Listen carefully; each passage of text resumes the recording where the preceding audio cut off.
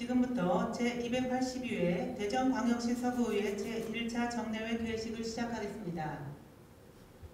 먼저 국민의례를 하겠습니다. 모두 자리에서 일어나 앞에 있는 국기를 향해 주시기 바랍니다. 국기 대하여 경례.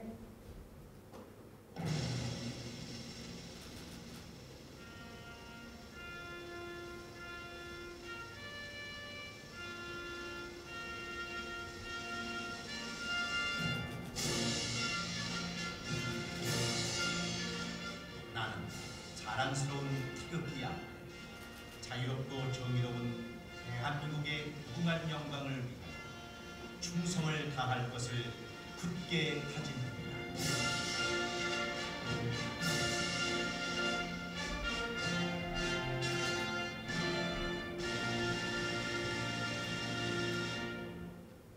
바로 이어서 애국가 제창이 있겠습니다. 녹음 반주에 따라 1절을 불러주시기 바랍니다.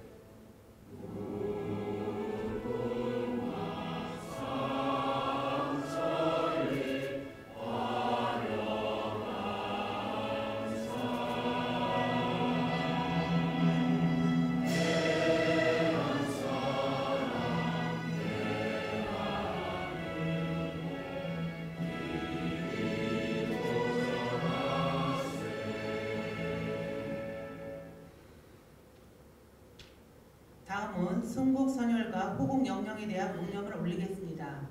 일동 묵념.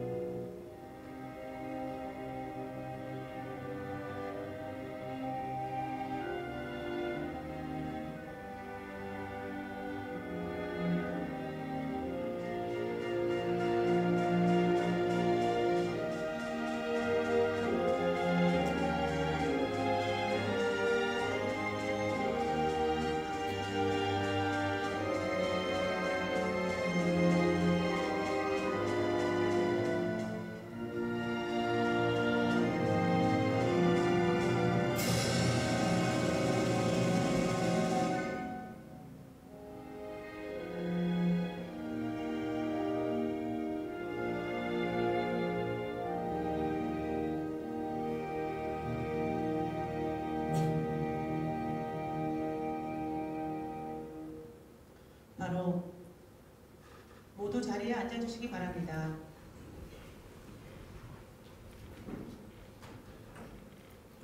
이어서 전명자 의장님이 개회사가 있겠습니다. 존경하는 47만 국민 여러분, 지역 발전을 위해 노력하시는 동료 의원 여러분, 서철목 부총장님을 비롯한 1,100여 공직자 여러분, 반갑습니다. 역동적인 변화로 감동을 주는 서구의회를 의정 9호로 현장 중심의 의정 활동을 펼쳐온 제9대 서구의회 전반기를 마무리하며 제282회 서구의회 제1차 정례회를 개회하게 되어 감회가 새롭습니다.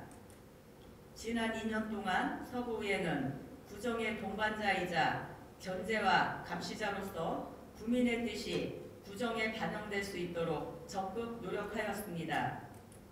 그 결과 13회에 걸친 정례회와 임시회 회기를 운영하여 조례안 215건, 동의안, 승인안 57건, 건의안, 결의안 87건 등 총 488건의 안건을 처리하여 의회의 입법 기능을 충실히 수행하였습니다. 또한 활발한 의원 연구단체 활동과 상임위원회별 현장 방문 등으로 주민과 소통하는 의정활동을 통해 지역사회 발전과 국민의 복리 증진에 앞장서 대의기관으로서의 역할을 충실히 했다는 평가를 받고 있습니다. 이는 서구의회에 보내주신 47만 국민 여러분의 애정어린 관심과 변함없는 성원 덕분이라고 생각합니다. 제가 제9대 전반기의회 의장으로 임기를 무사히 마칠 수 있도록 적극적인 협조와 격려를 보내주신 서철모 청장님과 공직자 여러분 그리고 동료 의원님께도 머리 숙여 진심으로 감사드립니다. 앞으로도 변화와 혁신을 바탕으로 새로운 환경에 능동적으로 대처하여 지역의 산적한 현안 해결에 앞장서 주시기를 당부드립니다. 존경하는 동료 의원 여러분 그리고 서구 공직자 여러분, 오늘부터 14일간의 일정으로 열리는 제1차 정례회는 2023 회계연도 세입 세출 결산 승인안과 예비비 지출 승인안, 2024년도 제1회 추경 예산안, 조례 재개정안 등이 상정되어 있는 매우 중요한 회기입니다. 동료 의원님께서는 정례에 상정된 모든 안건들이 주민복지 향상에 충실한지, 예산은 효과적으로 집행되었는지 심사에 신중을 기해 주시기를 바라며, 집행부에서는 충분한 자료 제출과 성실한 답변으로 문제점이 바로 시정될 수 있도록 협조해 주시기를 부탁드립니다. 더불어 지난 4월 2023년 회계연도 결산검사 수검을 위해 수고해 주신 손도선 대표위원과 서다운 위원님을 비롯한 결산검사 위원님들께도 깊은 감사를 드립니다. 존경하는 동료 의원 여러분, 이번 회기에는 제9대 후반기 의장, 부의장 선거가 있을 예정입니다. 서구의회가 원만한 원구성으로 지방의회의 모범이 되도록 협조하여 주시기를 당부드립니다. 존경하는 서철모 청장님과 공직자 여러분, 6월은 순국선열과 호국영령의 숭고한 뜻을 기리는 호국보훈의 달입니다. 보훈 가족에게 어려움이 없는지 세심히 살펴주시고 보훈 가족 지원에 소홀함이 없도록 최선을 다해 주시기를 바랍니다. 또한 주민들의 안전과 건강을 위하여 폭염 대책과 수해 위험 지역 점검 등의 사전 준비를 철저히 해주시기를 바랍니다. 특히 전염병, 식중독 예방을 위한 위생 점검과 취약 지역에 대한 방역 활동을 좀 더 꼼꼼하고 활발하게 전개해 주시기를 당부드립니다. 끝으로 서구 47만 국민 여러분과 이 자리에 함께해 주신 모든 분의 가정에 건강과 행복이 가득하시기를 소망하며 지난 전반기 2년간 아낌없는 성원에 다시 한번 감사를 드립니다. 앞으로도 저를 포함한 20명의 의원 모두는 한결같은 마음으로 국민의 사랑에 보답하는 제9대 대전광역시 서구의회가 되도록 최선을 다하겠습니다. 감사합니다. 이상으로 제282회 대전광역시 서구의회 제1차 정례회 개회식을 모두 마치겠습니다.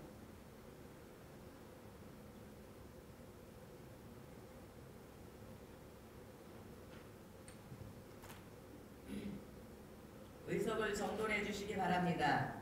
성원이 되었으므로 제282회 대전광역시 서구의회 제1차 정례회 제1차 본회의를 개의하겠습니다.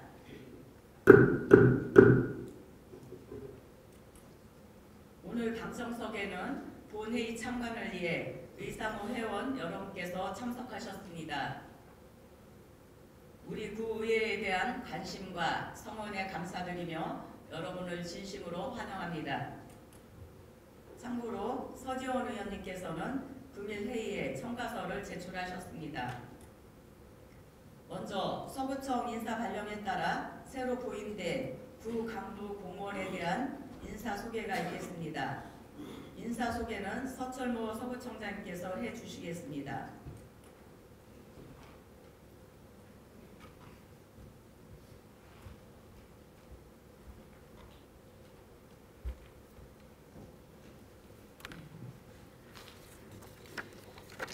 존경하는 정면자 의장님 그리고 의원님 여러분, 항상 지역발전과 국민의 복리 증진을 위해 역동적인 의정 활동을 펼쳐주시는 의원님들께 깊은 감사의 말씀을 드립니다. 오늘부터 시작되는 제282회 1차 정례 기간 중에도 2024년도 제1회 추가 경정 예산안이 상정되어 있고 여러 안건 심사가 있을 예정입니다. 꼼꼼히 심사해 주실 것으로 부탁드리면서 지난 4월 13일자 인사발령에 따른 간부 공무원을 소개해 드리겠습니다. 소개해 드릴 간부 공무원은 동장 1명입니다. 기성동장 직무대리에서 기성동장으로 승진 보임된 양동석 동장입니다. 이상 간부 소개를 마치겠습니다. 감사합니다.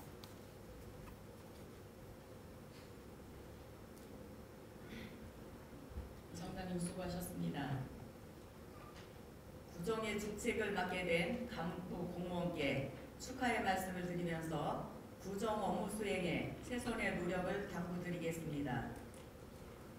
다음은 의사보고가 있겠습니다. 의회 사무국장은 보고하여 주시기 바랍니다.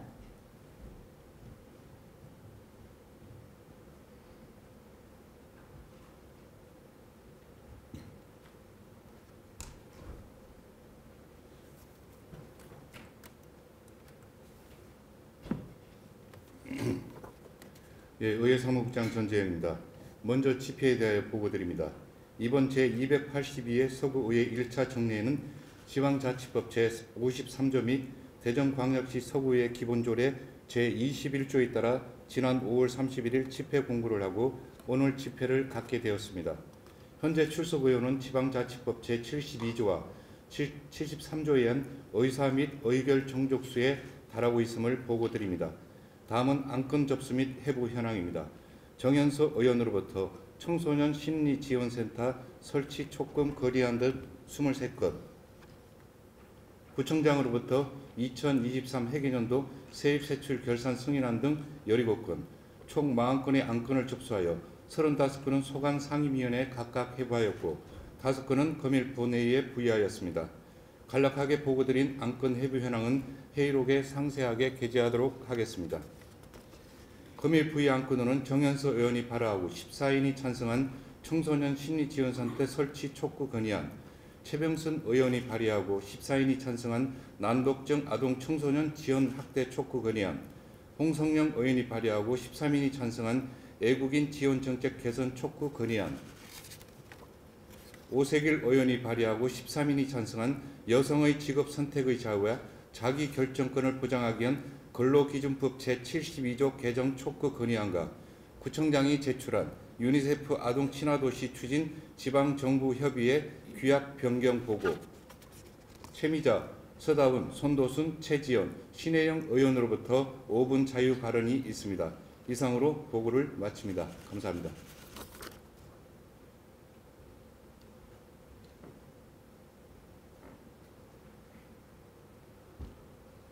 사무국장 수고하셨습니다.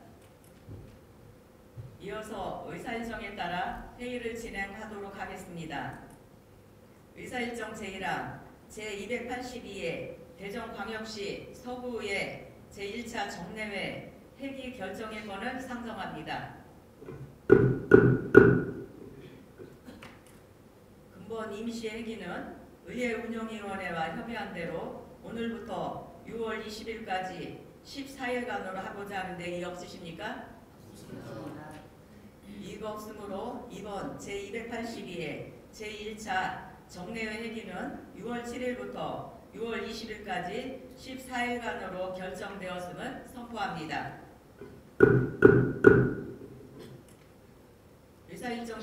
위원 청소년 심리 지원센터 설치 촉구 건의안을 상정합니다. 건의안을 발의하신 정현서 의원님 나오셔서 제안 설명해 주시기 바랍니다.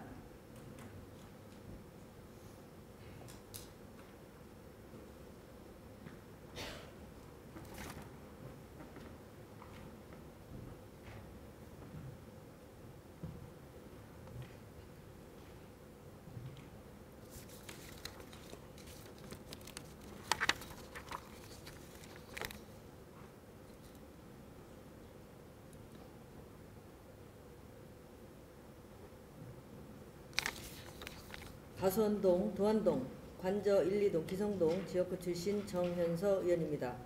본 의원이 발의하고 존경하는 14인의 동료 의원께서 찬성하여 주신 청소년 심리지원센터 설치 촉구 건의안에 대하여 제안 설명드리겠습니다. 2021년도 아동 청소년의 사망 원인 1위는 자살입니다. 아동 청소년의 자살률은 10만 명당 2.7명으로 2016년 이래 지속적으로 상승하고 있습니다. 특히 12에서 14세의 자살률은 6년 새 5배 가까이 급증했고 15에서 17세의 자살률도 무려 9.5명에 달합니다.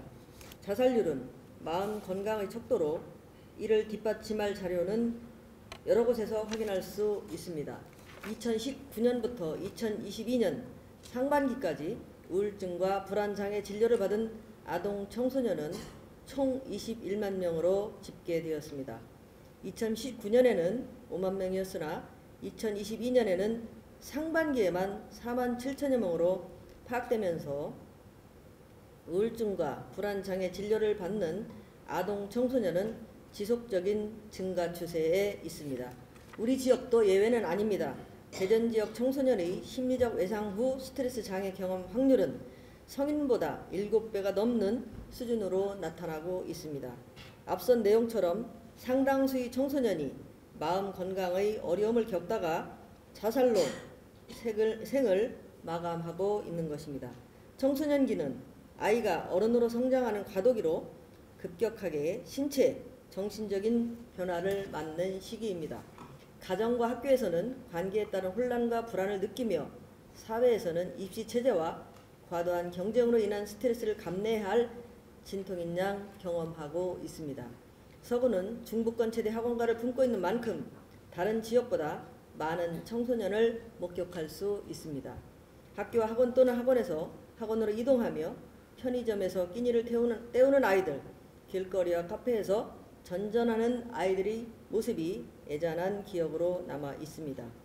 아이도 어른도 아닌 모습으로 집도 학교도 아닌 그 밖 어디에선가 혼란을 겪는 청소년들이 미숙한 객체에서 성숙한 주체로 거듭나도록 우리는 적극적인 관심과 지원을 해주어야 합니다. 우리 사회는 이 시기의 청소년들이 행복하고 건강하게 성장할 수 있도록 돌봐야 할 책임이 있으며 이는 곧 우리 지역과 나라의 미래를 밝히는 길이라고 생각합니다.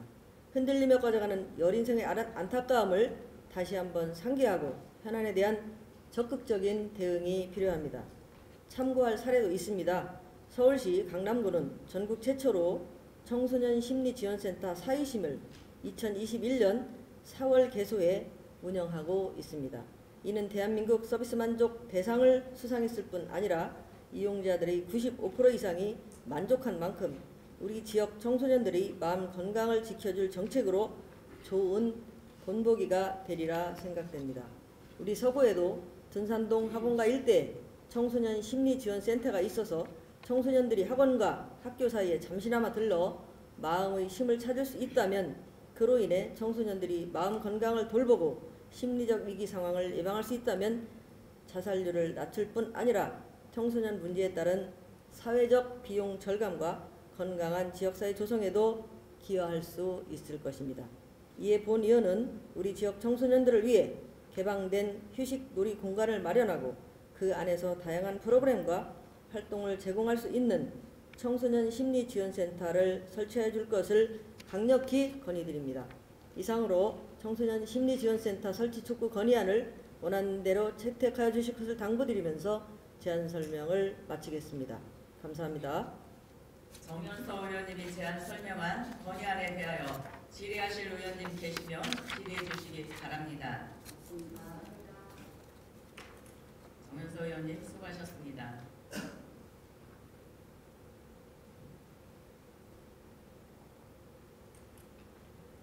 질의하실 의원님이 안 계시므로 질의를 종결하고 토론을 생략한 채 의결하고자 하는 내의 없으십니까? 질의 토론 종결을 선포합니다. 의사일정 제2항 청소년 심리지원센터 설치 촉구 건의안을 원안대로 의결하고자 하는데 이의 없으십니까? 이의가 없으므로 가결되었음을 선포합니다. 의사일정 제3항 난독증 아동 청소년 지원 확대 촉구 건의안을 상정합니다. 건의안을 발의하신 최병순 의원님 나오셔서 제안 설명해 주시기 바랍니다.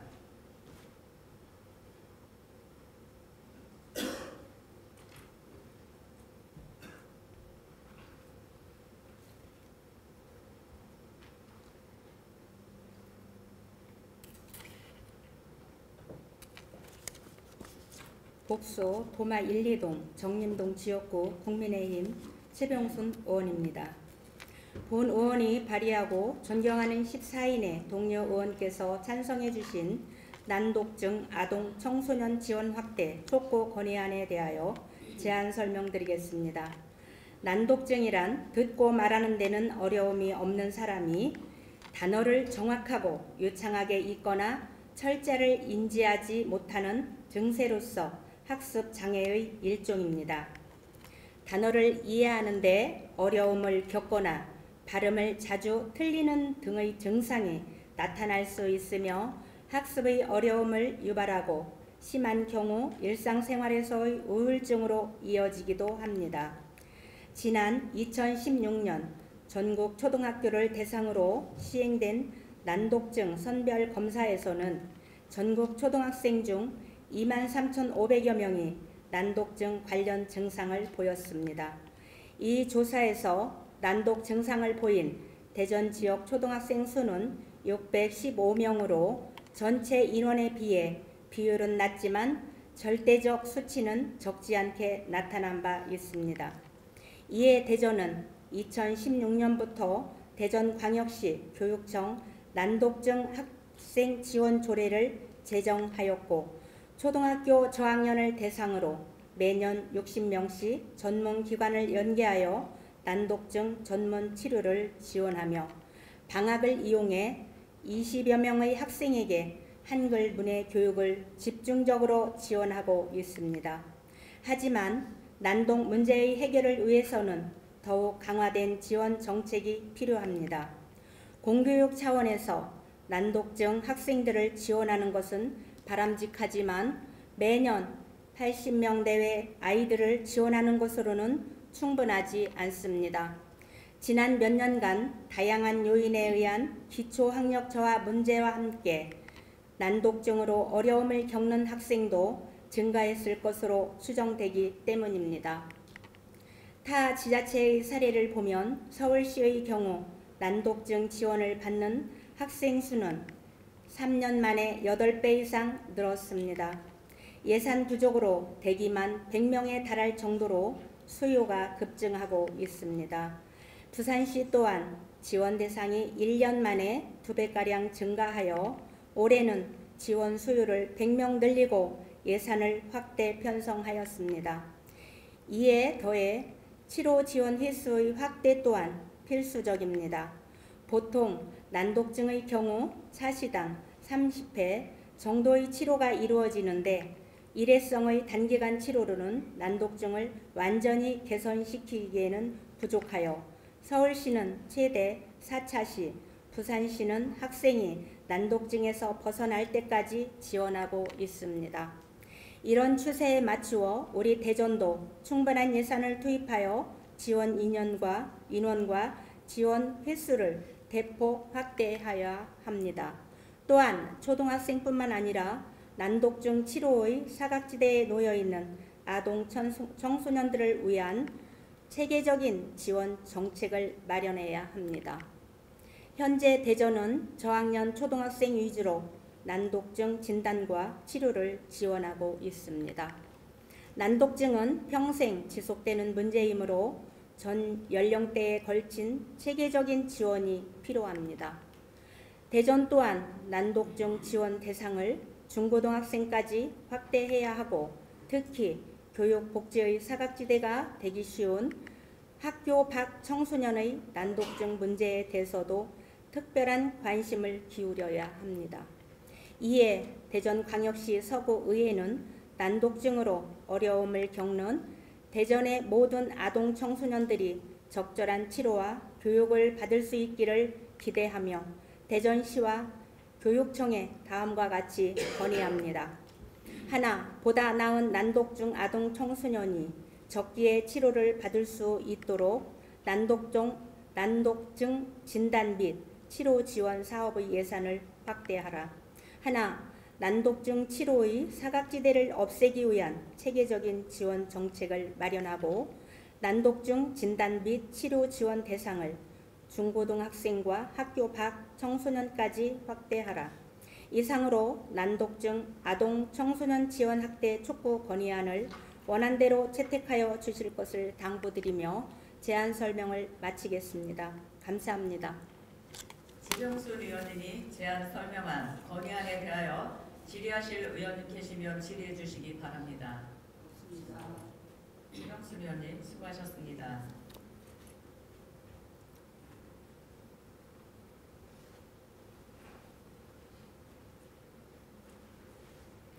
질의하실 의원님이 안 계시므로 질의를 종결하고 토론을 생략한 채 의결하고자 하는데 이의 없으십니까? 없습니다.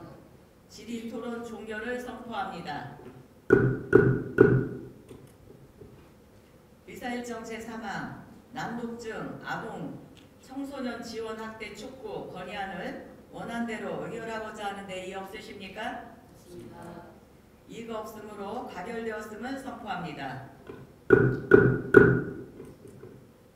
미사일정 제4항 외국인 지원 정책 개선 촉구 건의안을 상정합니다. 건의안을 발의하신 홍성영 의원님 나오셔서 제안 설명하여 주시기 바랍니다.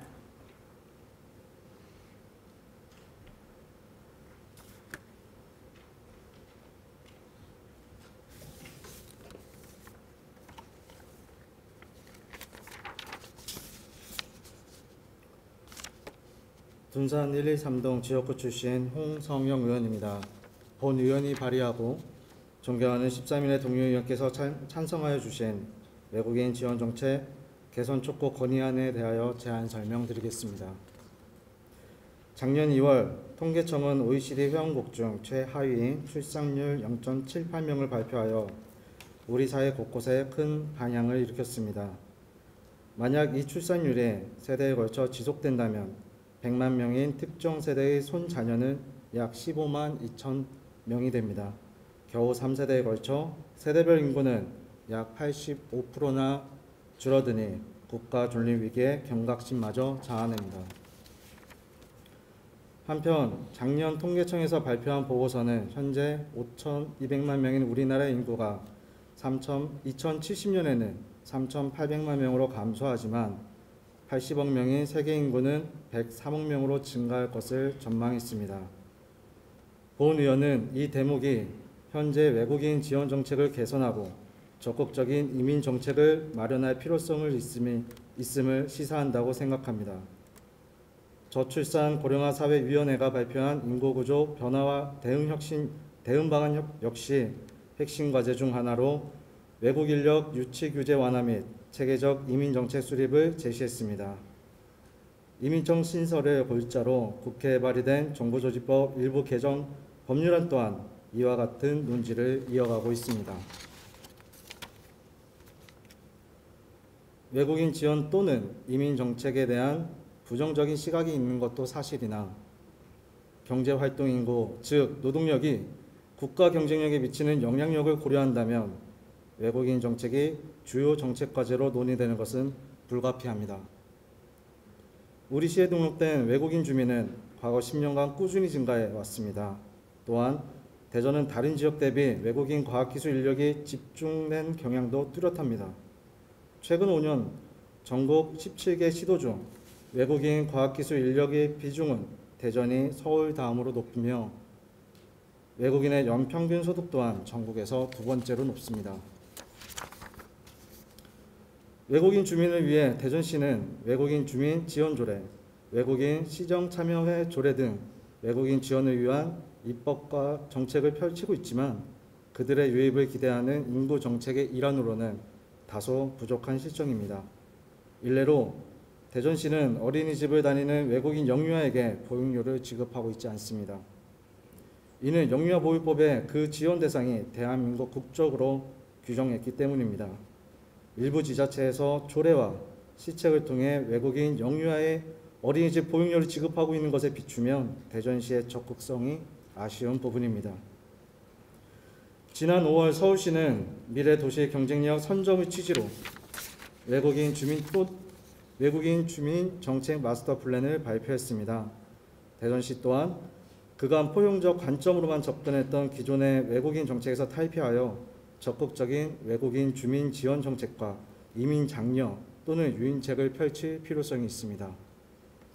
이에 본 의원은 외국인 정책을 통해 대전의 저출생 고령화 인구구조 변화와 유연하게 대응하고 미래 도시로의 성장 동력이 확보되길 바라며 다음과 같이 건의드립니다. 하나, 외국인이 가족을 동반하여 대전에 정주할 수 있도록 대전시는 외국인 영유아 대상으로 한 어린이집 보육료 지급을 할 것을 촉구합니다. 하나, 대전시는 카이스트와 연구단지 등 여러 R&D 기반 시설 자원을 활용하여 우수한 외국인 전문 인력을 유입할 수 있는 특단의 방안을 마련하여 줄 것을 촉구합니다. 이상으로 외국인 지원 정책 개선 촉구 건의안을 원안대로 채택하여 주실 것을 당부드리며 제안 설명을 마치겠습니다. 감사합니다. 홍성명 의원님이 제안 설명한 건의안에 대하여 질의하실 의원님 계시면 질의해 주시기 바랍니다. 홍성명 의원님 수고하셨습니다.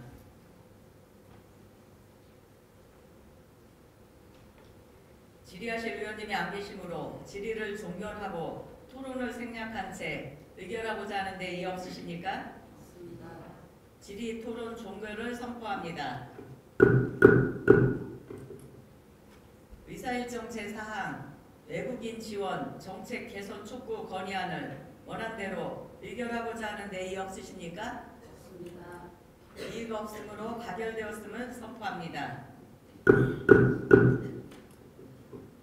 의사일정 제5항 여성의 직업 선택의 자유와 자기 결정권을 보장하기 위한 근로기준법 제72조 개정 촉구 건의안을 상정합니다. 건의안을 발의하신 오세길 의원님 나오셔서 제안 설명하여 주시기 바랍니다.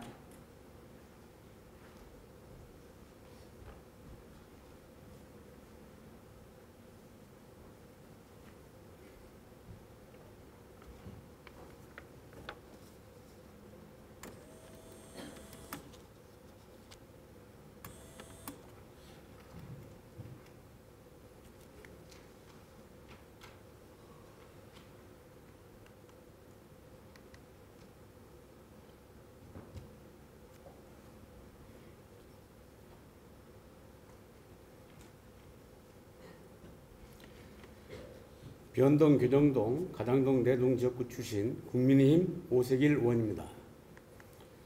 본 의원이 발의하고 존경하는 13인의 동료 의원께서 찬성해 주신 여성의 직업 선택의 자유와 자기 결정권을 보장하기 위한 근로기준법 제72조 개정 촉구 건의안에 대하여 제안 설명드리겠습니다. 법률은 시대의 변화와 사회적 요구를 반영하여야 하며 이를 위해 법률의 목적과 현대적 요구 사이에서 균형을 맞추는 것이 중요합니다. 현행 근로기준법은 1997년 이후로 총 26회 개정되었으며 현재 사용되고 있는 법은 1997년에 기존의 법을 폐지하고 새로 제정한 법입니다. 그러나 1954년 최초 제정 당시부터 있었던 일부 조항들이 달라진 시대 상황을 반영하지 못하고 여전히 존재하는데 제72조가 대표적입니다. 72조는 여성과 18세 미만인 사람의 객내 근로를 금지하고 있습니다. 이후 개정을 거치면서 단서 조항이 생겨 보건, 의료, 보도, 취재 등 대통령령으로 정한 업무 수행일 경우에만 제한적으로 허용하고 있습니다. 단서 조항을 달면서도 여전히 여성이 객내를 주작업 공간으로 하는 직업을 가질 수 없다는 조항은 고수했으며 오히려 같은 법 제109조에 이를 어길 시 3년 이하의 징역 또는 3천만 원 이하의 벌금에 처하는 벌칙 조항까지 추가했습니다. 오히려 최초 여성 근로자의 격내 근로 금지는 여성의 신체적 특성을 고려한 노동법적 보호뿐만 아니라 광산 근로 위험성, 객내 여성 근로자의 투입을 금기시하던 사회문화적 관습 등이 종합적으로 반영된 것입니다. 근로기준법에는 여성을 보호하는 조항이 다수 존재합니다. 그러나 여성보호 조항들은 출산 전후 여성을 위한 조항들이 대부분으로 태아에게 해를 끼칠 수 있는 약품을 사용하는 사업장 근무를 제한하거나 출산, 육아, 휴가와 관련된 항목들입니다. 72조처럼 모든 여성을 특정 작업에서 제외시키는 조항은 없습니다. 더욱이 객내 근로는 그 유형이 다양하고 강부 이외에도 토목, 건설기계 운전 등 다양한 형태로 분화되어 있습니다. 그럼에도 불구하고 단지 지하 공간에서의 작업임을 이유로 광범위하게 여성의 근로를 제한하는 것은 불합리하며 여성의 자기 결정권 및 헌법에서 균형하고 있는 직업 선택의 자유를 침해합니다. 실제로 대한석탄공사는 채용 공고에서 남성 채용만을 공고하고 있는데 여성을 획일적으로 제외한 이유가 근로기준법상 여성의 객내 근로 금지 규정에 따른 것이라는 점도 명시해 두고 있습니다. 일본, 인도의 경우 우리나라와 달리 임산부 등이 행하는 불착 등의 특정 업무를 제외하고 여성의 객내 근로를 원칙적으로 허용하며 세계에서 두 번째로 큰 호주 강산회사 BHP는 직원 중 40%가 여성입니다. 법 제72조는 성별 차별이 없어야 한다는 사회적 인식만큼 우리 법과 제도 그리고 기업이 빠르게 변하지 않는 현실을 방증합니다. 한국의 성별 임금 격차는 OECD 국가 중 가장 큰 수준으로 약 31.2%에 달합니다. 이는 여성이 남성보다 약 31.2% 적은 급여를 받는다는 의미입니다. 더 나아가 제72조 법적 제약은 여성의 고용 기회까지 제한한다는 요소로 작용합니다. 이에 서구 의회는 여성의 사회 참여가 늘고 진출 분야 또한 다방면으로 확대되어 국가 경쟁력 강화를 위한 여성 인력의 활용이 매우 중요한 요즘 여성의 직업 선택의 자유와 자기 결정권을 보호하고 신장된 여성의 권리를 온전히 반영할 수 있도록 시대를 역행하는 근로기준법 제72조 개정을 촉구합니다. 이상으로 여성의 직업 선택의 자유와 자기 결정권을 보장하기 위한 근로기준법 제72조 개정 촉구 건의안을 원안대로 채택하여 주실 것을 당부드리면서 제안 설명을 마치겠습니다. 감사합니다. 오세길 의원님이 제안 설명한 건의안에 대하여 질의하실 의원님 계시면 질의해 주시기 바랍니다. 오세길 의원님 수고하셨습니다.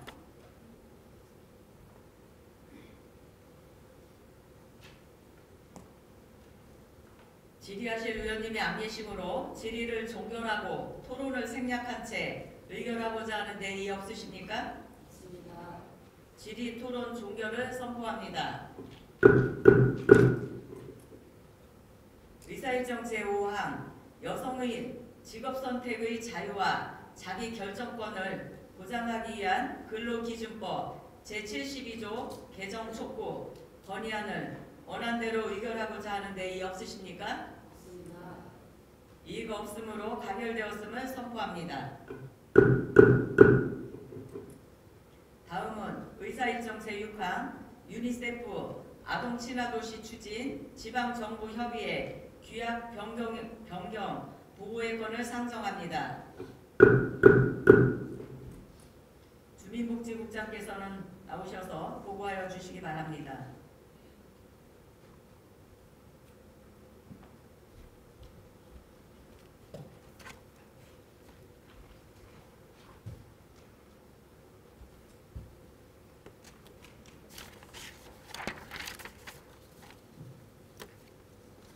주민복지국장 최광옥입니다. 구정발전과 국민의 복리 증진에 기여하고 계시는 전명자 의장님을 비롯한 의원님들께 깊은 감사를 드리며 의안번호 제4117호로 상정된 유니세프 아동 친화도시 추진 지방정부협의회 규약 변경 보고건에 대하여 설명드리겠습니다. 보고 이유는 아동 친화도시 조성 및 정보 우수 사례 상호 교환 등의 효과적인 사업 추진을 위하여 우리 구가 2019년에 가입한 유니세프 아동 친화도시 추진 지방정부협의회의 규약이 일부 변경됨에 따라 지방자치법 제169조 제175조에 의거 대전광역시 서구의회에 보고드리는 사항입니다. 주요 변경 내용으로는 제2조의 2, 3은 회원의 권리, 의무 조항을 신설하였고 제5조는 임원의 임기를 명확하게 하였으며 제6조는 유사 중복 규정을 삭제 정비하였고 제12조, 제18조는 규약 조문 체계를 정비하였으며 제13조는 관련 법령 명칭과 조문을 정비, 제17조는 한자 용어를 우리말 어법에 맞게 순화 정비하였습니다. 향후 추진 일정으로는 의회 보고 후 관련 규정에 따라 규약 변경 사항을 고시 예정입니다. 이상으로 유니세프 아동 친화도시 추진 지방정부협의회 규약 변경 보고를 마치겠습니다. 감사합니다. 주민복지국장 수고하셨습니다.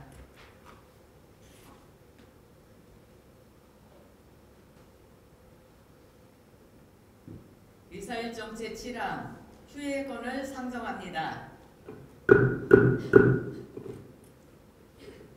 각 위원회별 활동을 위하여 6월 8일부터 6월 18일까지 11일간 휴회코자 하는데 이의 없으십니까?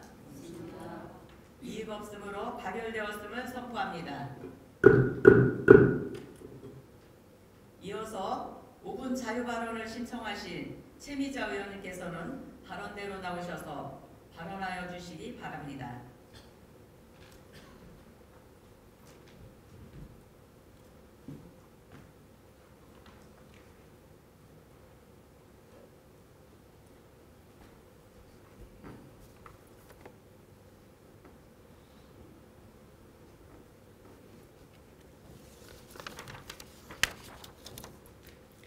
더불어민주당 최미자 의원입니다. 먼저 발언의 기회를 주신 전명자 의장님과 선배 동료 의원님께 감사드립니다. 본 의원은 둔산지구 황토길 조성 이후 발생하고 있는 민원들과 관리사항의 문제점을 말씀드리고자 이 자리에 섰습니다. 본 발언에 앞서 둔산지구 황토길 꽃길 조성 공약 사업 이행을 위해 애쓰시는 서철모 구청장님, 공원녹지과 직원분들께 감사의 말씀을 드립니다.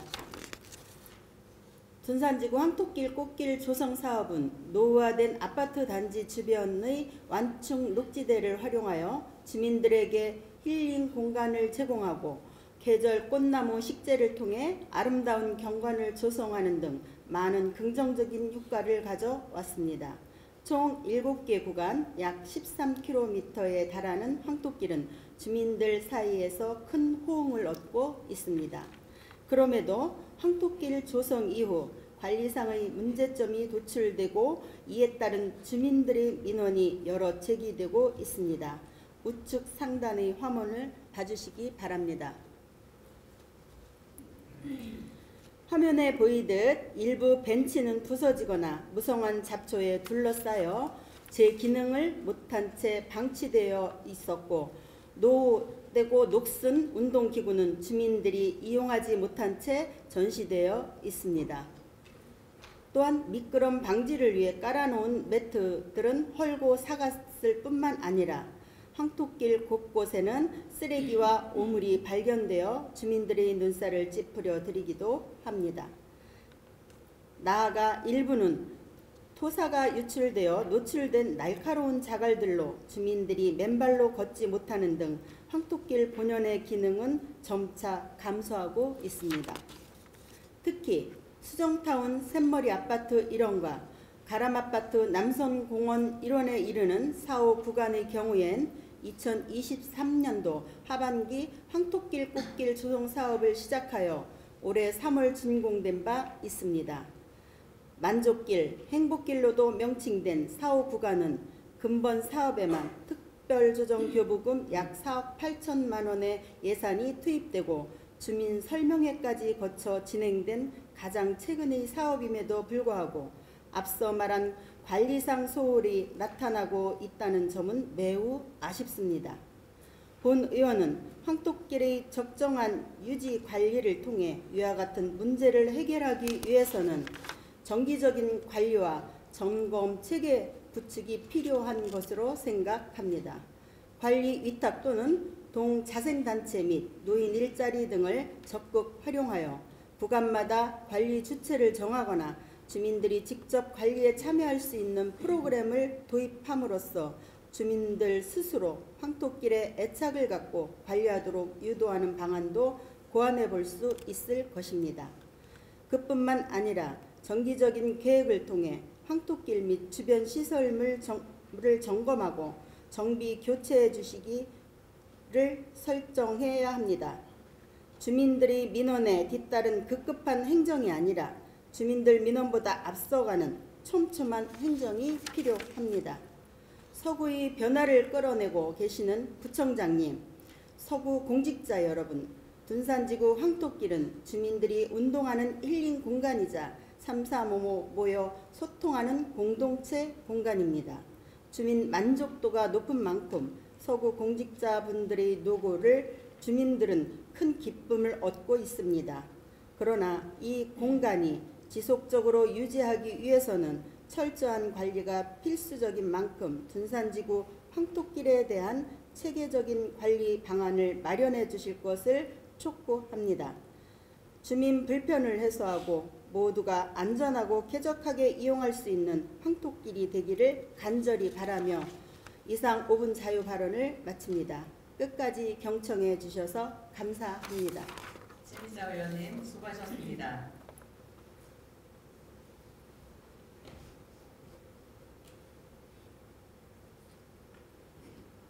다음은 서다운 의원님 발언대로 나오셔서 발언하여 주시기 바랍니다.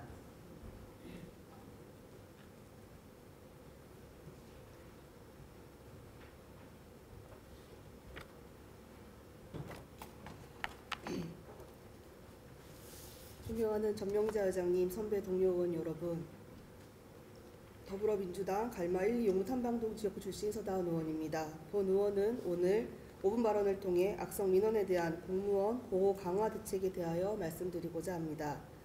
민원 담당 공무원들은 민원 현장의 최일선에서 국민들의 요청과 불만 사항을 처리하며 공공서비스를 원활하게 하고 민원 서비스의 질을 향상시키는 데 중추적인 역할을 담당하고 있습니다. 그런데 최근 몇 년 동안 민원 공무원을 향한 폭언, 폭행 등의 위법 행위가 증가하고 있어 민원 담당 공무원들의 고충이 가중되고 있습니다. 행정안전부 보도자료에 따르면 지난 5년간 민원 신청 처리 건수는 51%가 증가하였고 민원인의 폭언, 폭행 등 위법 행위도 20.5%나 증가한 것으로 나타났습니다.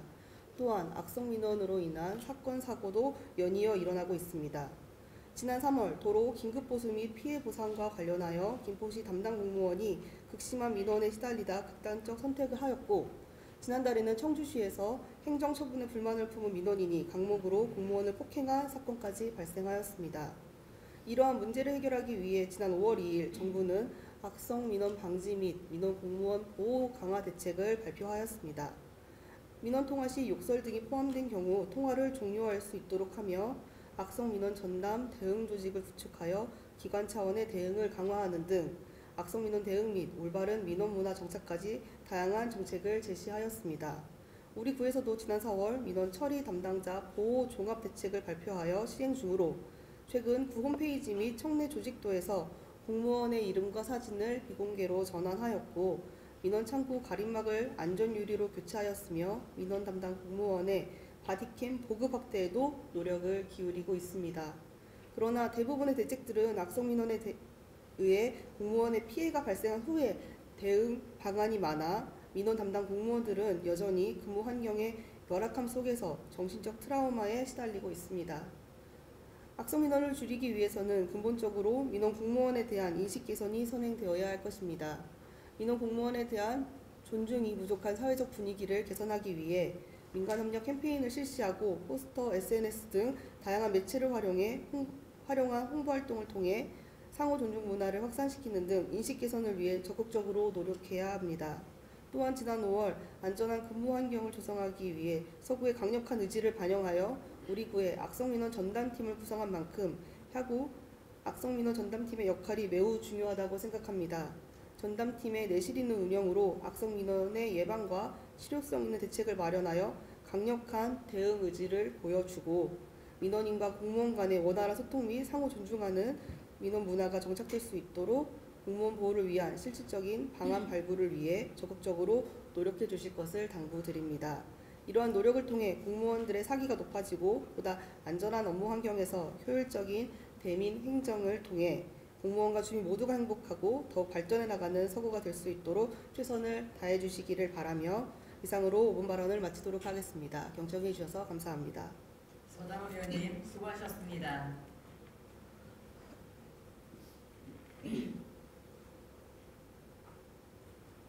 다음은 손도선 의원님 발언대로 나오셔서 발언해 주시기 바랍니다.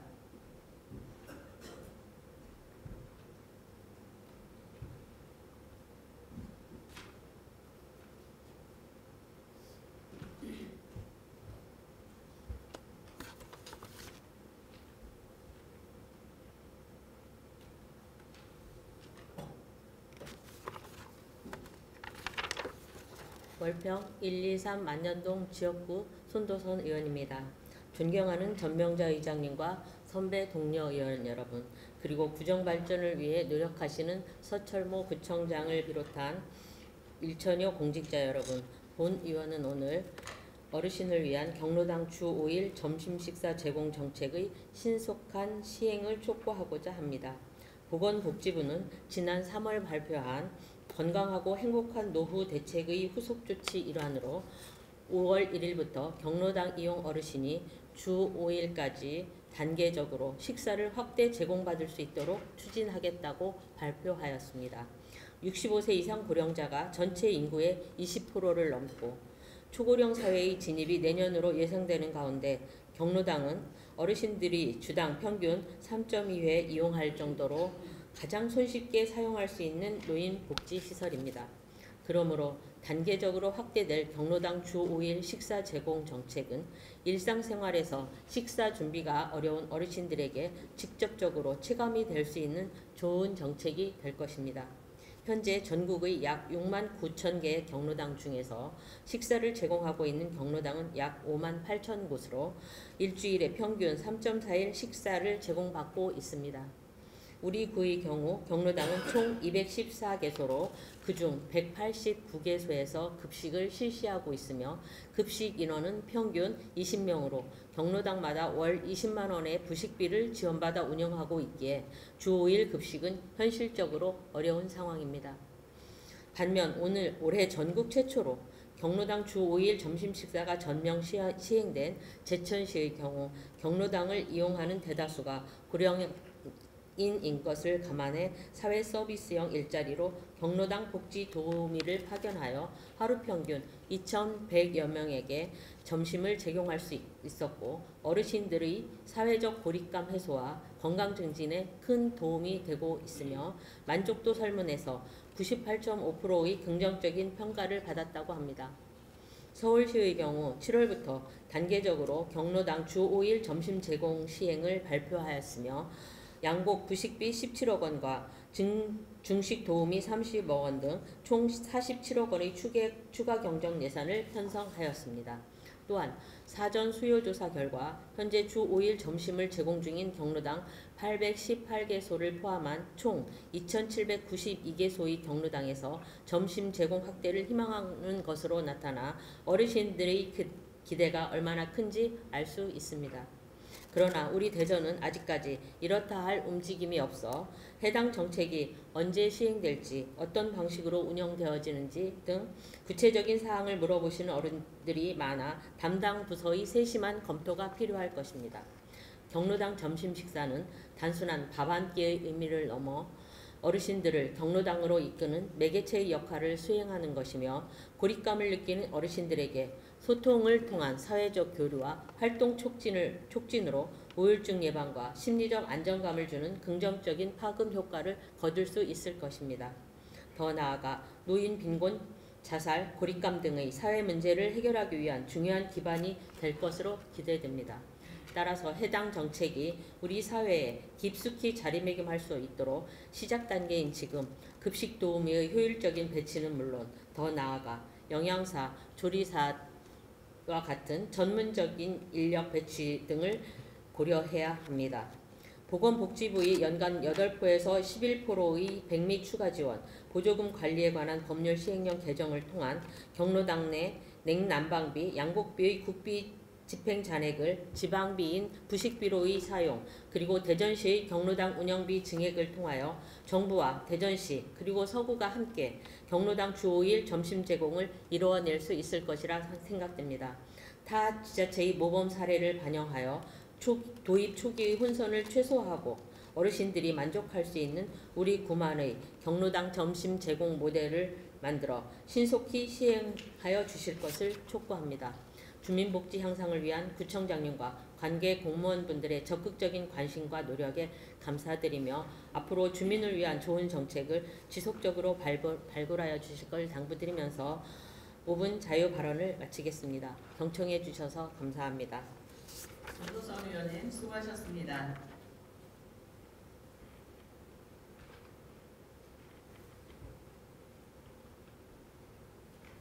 다음은 최지원 의원님 발언대로 나오셔서 발언하여 주시기 바랍니다.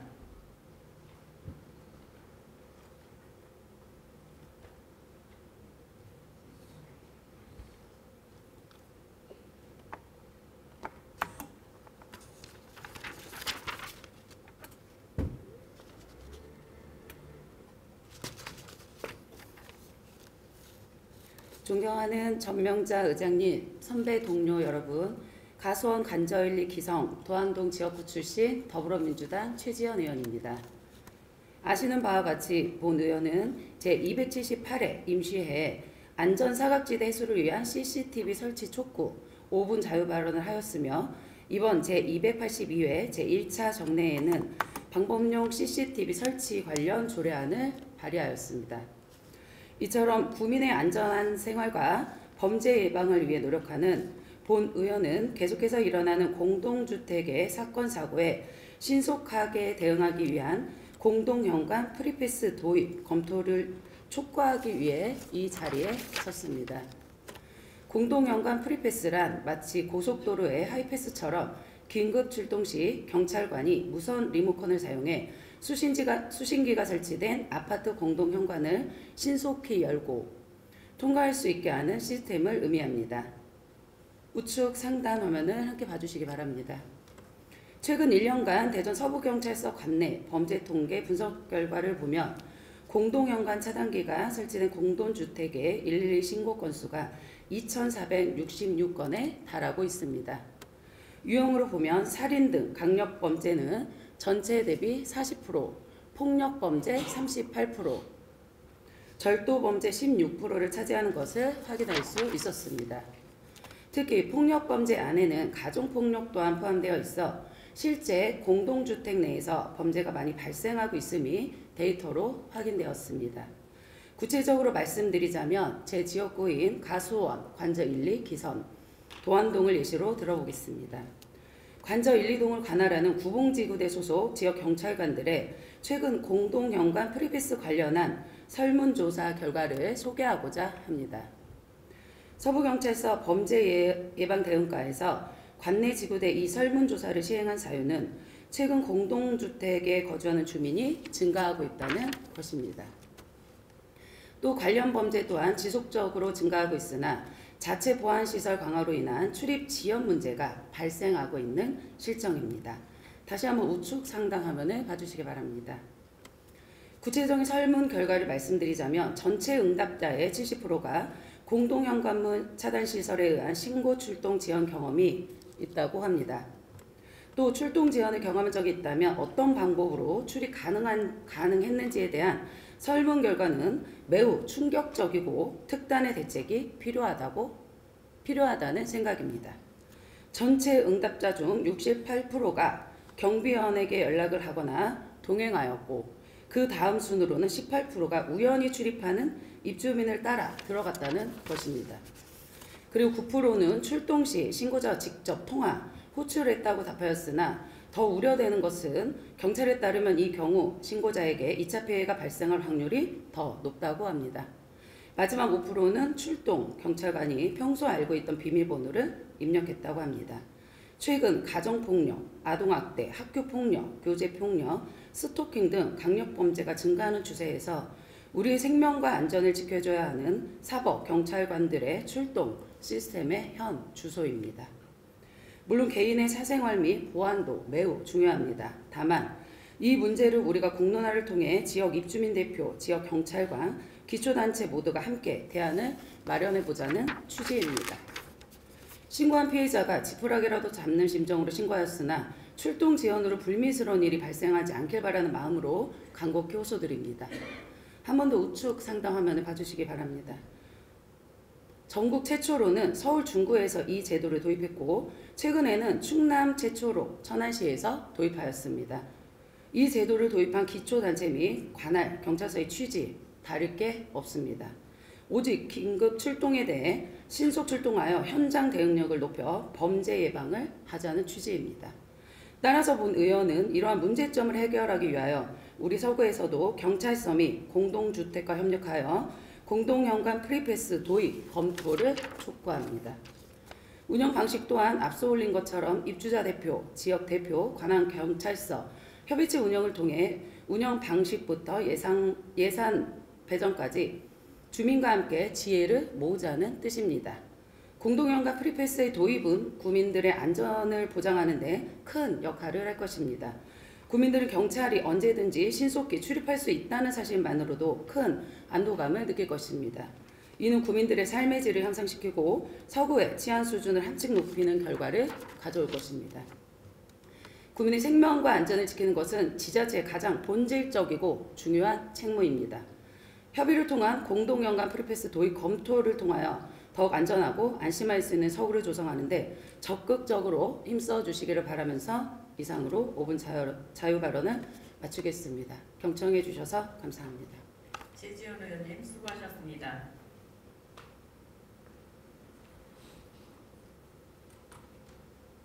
다음은 신혜영 의원님 발언대로 나오셔서 발언하여 주시기 바랍니다.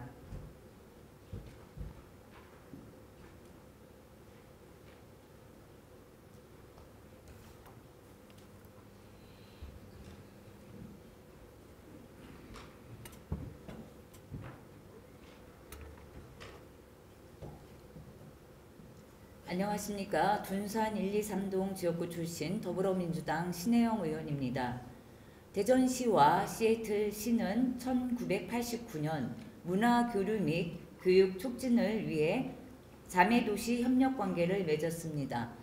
이를 기념하여 1994년 둔산동에 시애틀 공원이 생겼고 4년 뒤인 1998년에는 미국 시애틀에 대전 공원이 생기는 등 두 도시는 상대 도시 이름을 붙인 공원을 신설했고 올해로 결연 35주년을 맞아 얼마 전 시애틀 시장과 대규모 경제사절단이 대전을 방문하는 등 돈독한 관계를 유지하고 있습니다.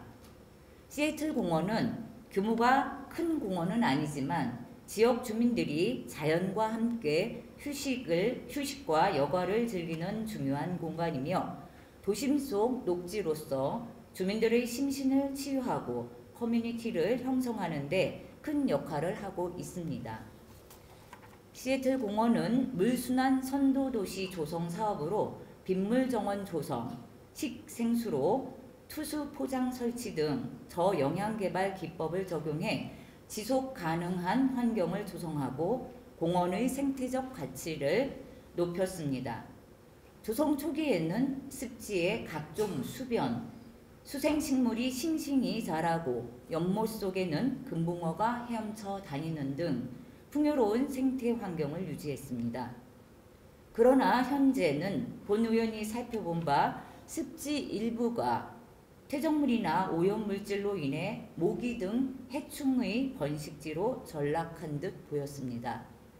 또한 음수대 앞 휴게 쉼터 주변에 빗물을 지하로 흡수시키기 위해 침투 고랑을 만들어 놓았으나 실제로 비가 오면 흡수나 배수가 되지 않고 그대로 고여 악취가 나고 고인물로 인해 벤치가 일부 부식되기도 했습니다.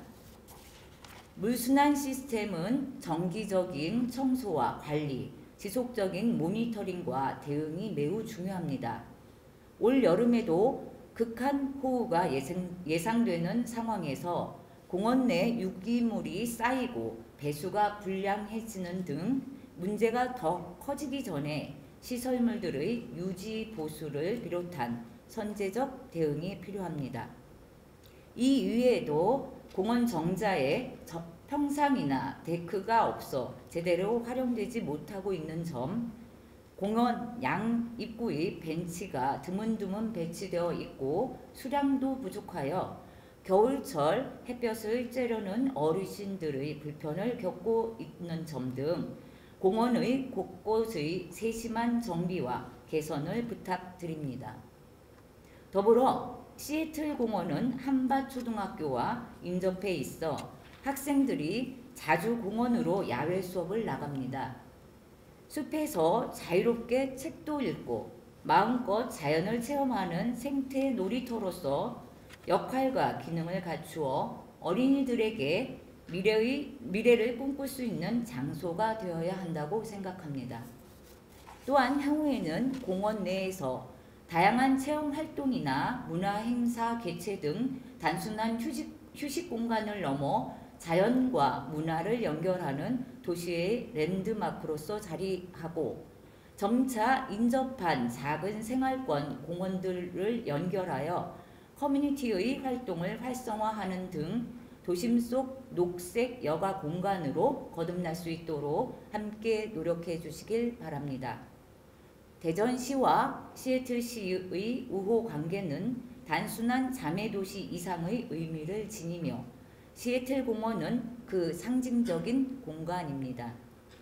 둔산동 시애틀 공원의 고도화된 환경 조성으로 주민 생활의 질이 향상되고 두 도시 간의 우호 증진에도 큰 기여를 할 수 있도록 다각적인 개선을 다시 한번 당부드리며 이상으로 5분 자유발언을 마치겠습니다. 끝까지 경청해 주셔서 감사합니다. 신혜영 의원님 수고하셨습니다.